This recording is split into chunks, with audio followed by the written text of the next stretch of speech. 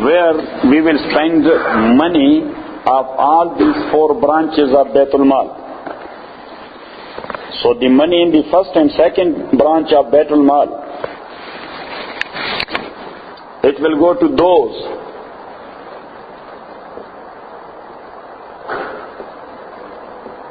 who are eligible for zakat.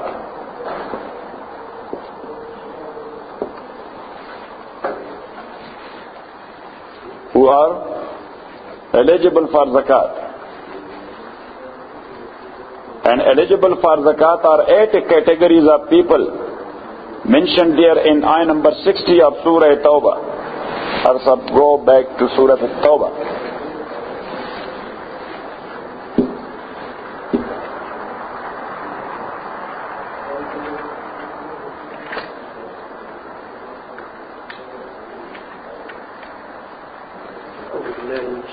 بسم الله الرحمن الرحيم إنما الصدقات للفقراء والمساكين والعاملين عليها والمؤلفة قلوبهم وفي الرقاب والغارمين وفي سبيل الله وابن السبيل فريضة من الله والله عليم حكيم. إنما الصدقات للفقراء.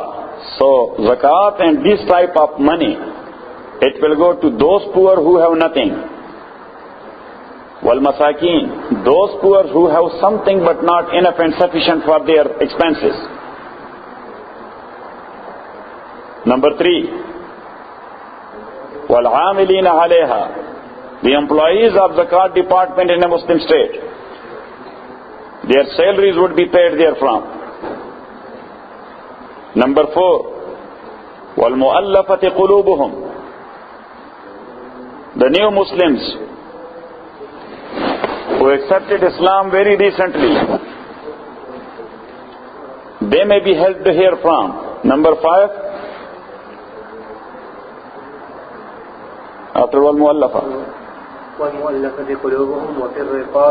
وَفِي الرِّقَابِ, and to liberate the slaves therefrom. If somebody is asking for compensation to liberate a slave, but he is asking for money, so he would be given herefrom.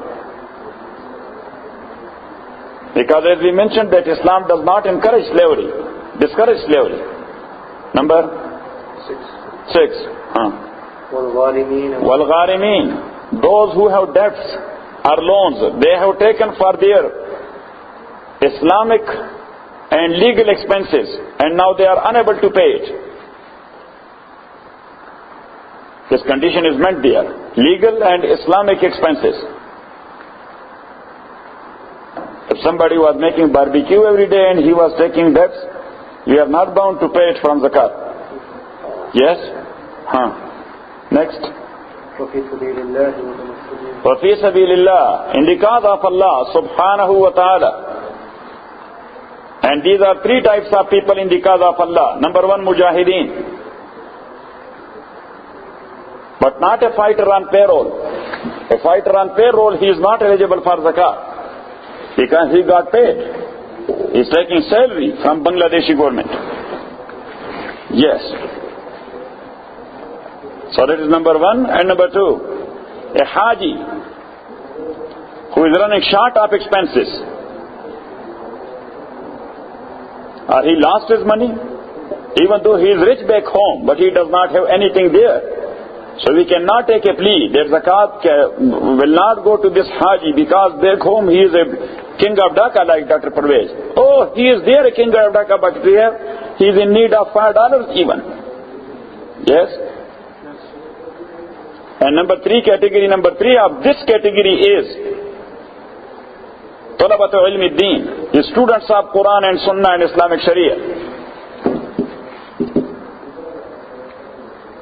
Now look, we can give zakat money to Hafiz Asim, even though he is Maiman. Yes. But he is Talib Ilm.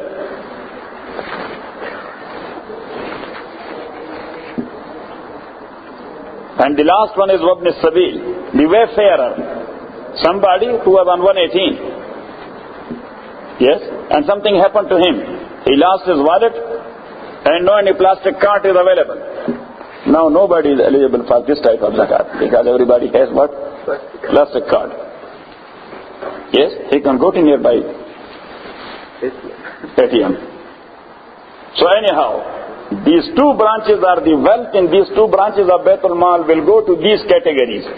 Got it?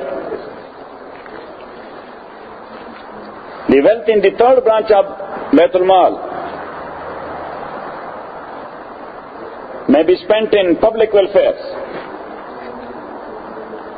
like roads, bridges, schools, hospitals, salaries of establishment, judiciary and army. Salaries of establishment, judiciary and army. And the wealth in fourth branch or branch number 4, which was the branch of lost and found, or the tarak of someone who left nobody behind. Yes? So it will go to those poor who have nobody to pay their necessities or their burial expenses or their blood money if they owe to pay it. In such like guy got into accident, yes, and the court decided for blood money, but he has nobody to pay and he cannot pay it. So that would be paid here from this branch of Baitul Mal. Got it? Now the next chapter is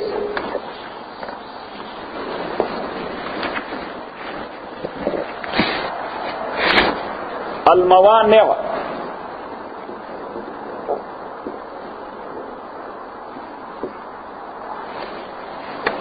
This is the plural of Al-Mani'.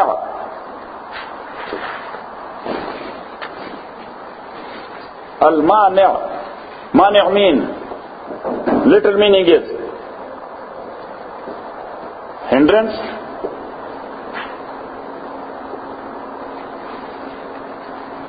hurdle. But here,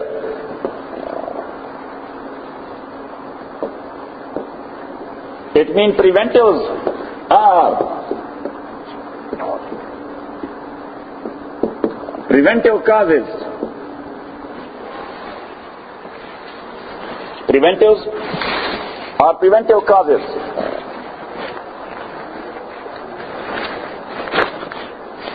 Definition.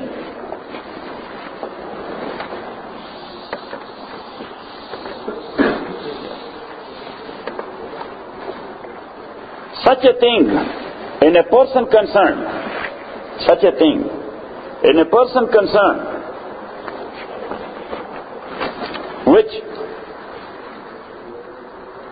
prevents him to inherit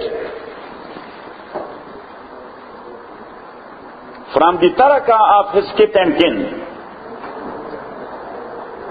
And when we use the word taraka, so you have to know the meaning, left behind. Property left behind. From the taraka of his kith and kin. Even though he was supposed to inherit therefrom, but he cannot because of certain things. Because of certain things. These preventives are as follow. Number 1,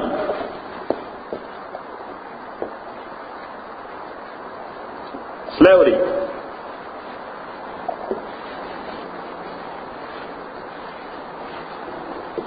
A complete slavery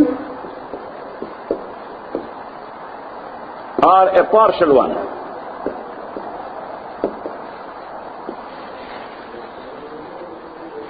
Or instead of partial you can say a defective one.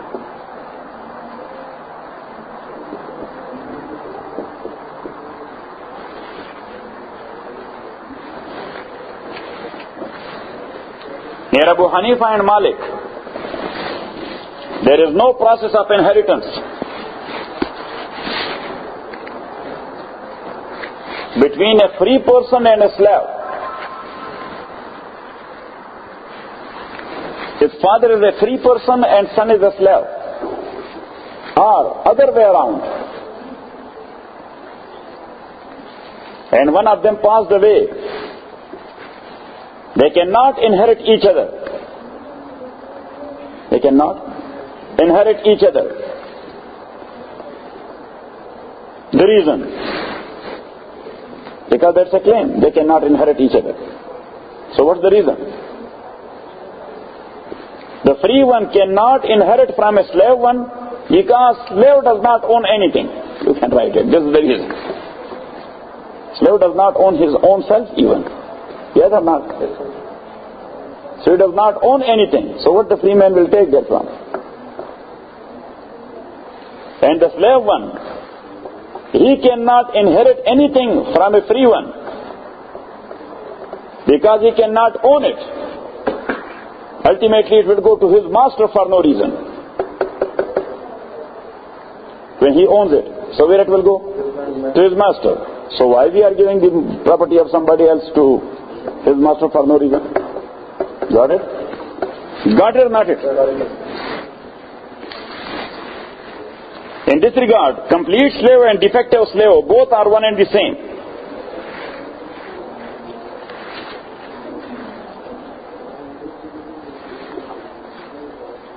Also, a complete slave and a partial slave, they are one and the same according to Abu Hanifa.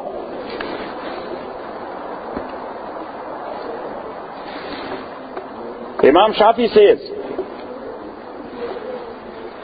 if there is a slave who is partially slave and partially free, like look, Hafiz Asim owned a slave, or he and Fahim both owned a slave, mean combined and jointly. Yes? Now, Hafiz Asim liberated his part of slavery. That my 50%, you are free. So now that slave would be considered partially free and partially slave. No, not partially free. He is dismantled. Huh? Okay.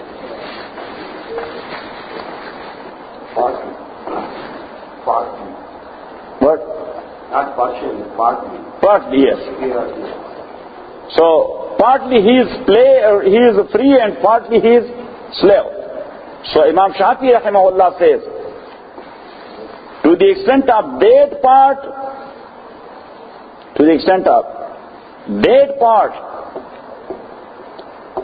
one can inherit if he owns something.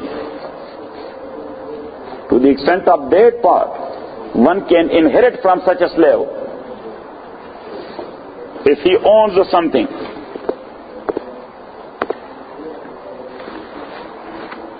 The example is,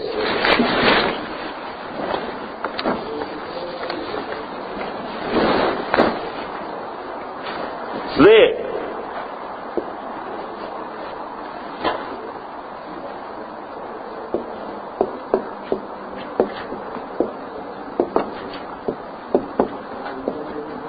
one third of him is slave, 2/3 is free. Yes, and he owns $300. When he passed away, so at that time he was owning $300. So now Imam Shafi rahmatullah alayhi says that 1/3 of him is free. So 1/3 of this amount would be considered as taraka. Yes, these imams are very technical. That 1/3 of this would be considered as a taraka. So it will go to his heirs. $100. And 200? No. He is slave 1/3. Yes? And 2/3 free. So 2/3 will go to his heirs. And 1/3 it will go to his master. 1/3 of that money will go to his master. Because 1/3 of him, it is owned by his master. Got it or not it? Yes. So that is according to whom? Imam Shafi rahmatullahi alayhi. Imam Ahmad ibn Hanbal says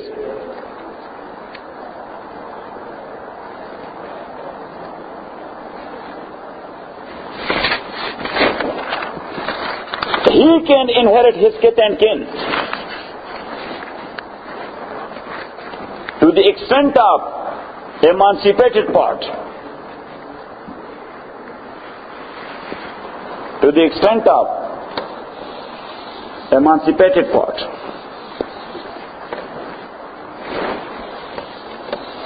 So Zayd passed away and he left behind his son who was a slave. 2/3 of him was slave.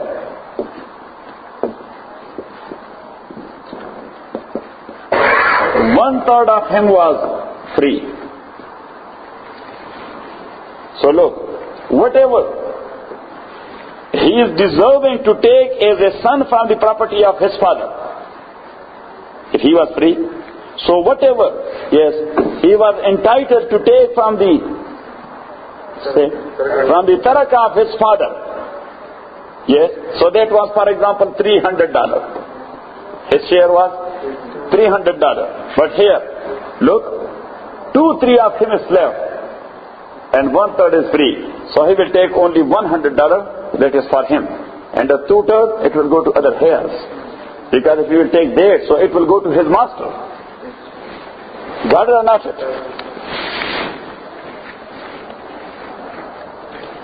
Got it? And if there is a slave, who is mukatab?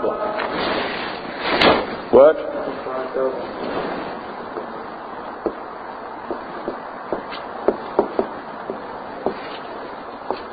Mukatab is from kitabat. Kitabat means writing. So actually the process was like this, that the master said to his slave, in addeta ilayya alfan fanta hurrun, if you will pay me $20,000, so you are free. If you will pay me $20,000, so then you are free. So now mukatab, we call him al-hurru yadan wal-abdu raqabatan.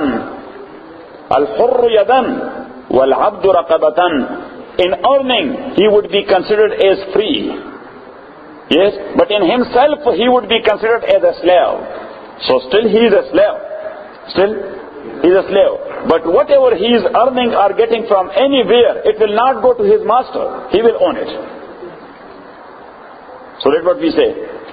If for earning, he is the owner. But for himself, his master is the owner. Otherwise, if he is a slave, so everything, whatever he is earning, 20,000 or 30,000 or 100,000 or whatever, he does not own anything. Yes? Because that will go to whom? To his master. But here, he will have it to complete an amount of 20,000 to pay it to his master and to get free. Got it? He owns it. If he does not own, how he will pay it? Got it? And that's what Allah subhanahu wa ta'ala says, فَكَاتِبُوهُمْ إِنْ عَلِمْتُمْ فِيهِمْ خَيْرًا وَآتُوهُمْ مِنْ مَالِ اللَّهِ الَّذِي آتَاكُمْ. For such like slaves, Allah subhanahu wa ta'ala says, give them the zakat money to help them to liberate themselves. Give them the zakat money to help them. Even the master, he is bound to give his zakat to that mukatab. We are bound to pay our zakat to that mukatab. So he may complete the amount $20,000 to pay to his master and to get free. Got it? But as long as he has not paid the amount, you should write it. As long as he has not paid the amount, so regarding inheritance, he is considered a slave. Regarding inheritance, he is considered a slave. He cannot inherit from anyone, nor anyone can inherit from his money. Otherwise, they will take away the money, so where from the master will take his money, 20,000. Got it? That's according to Imam Malik, Imam Shafi, and Imam Abu Hanifa, rahmatullahi alayh.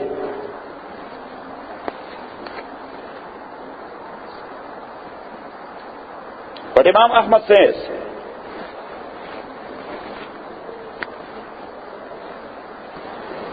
if he owns that much amount that he can pay, whatever he is bound to pay to his master, which is $20,000, if he owns that much amount which he owes to his master to pay, but he has not paid it yet, Yes. But he has it in his account or in his hand. Yes. In one way or the other. He owns it. If he wants, he can pay it today. Yes.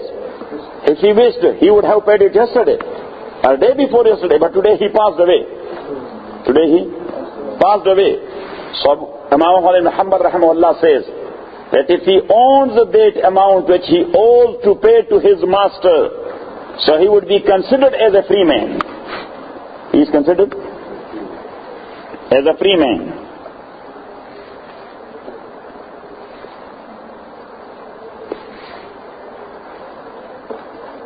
So if he owns more than $20,000, because that $20,000 would be considered as a debt on him.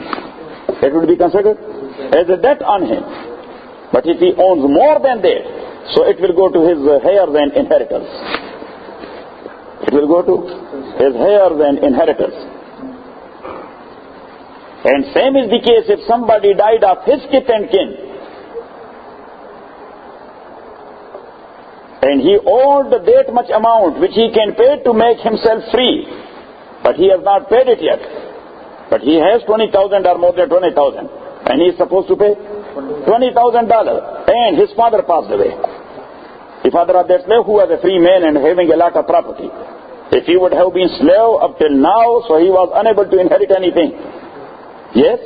So still, he cannot inherit anything. Still. He cannot inherit anything according to Abu Hanifa, Malik and Shafi. But Ahmad ibn Hanbal rahimahullah, he says otherwise.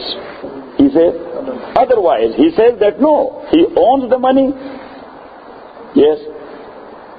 He owns the money which is $20,000. But he has not paid it yet. So being the owner of $20,000, which is the price of his freedom. What is it? Price of his freedom. He owns that, so actually he is a free man. Being the owner of that amount, he is a free man. And as long as he is a free man, so he can inherit from any kith and kin which he is supposed to inherit. You should write it. That's according to Ahmad.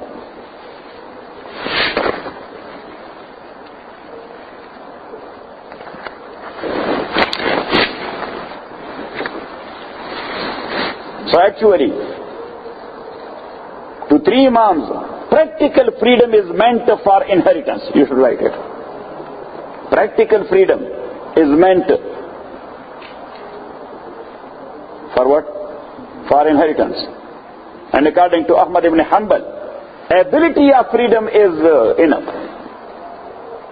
Ability to get into freedom. So he is able to get into freedom.